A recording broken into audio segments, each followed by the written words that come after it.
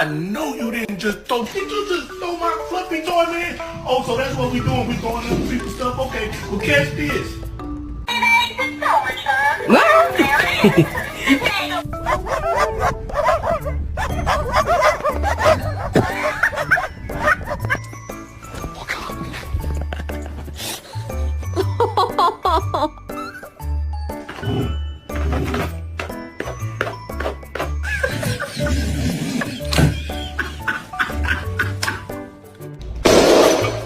Wait.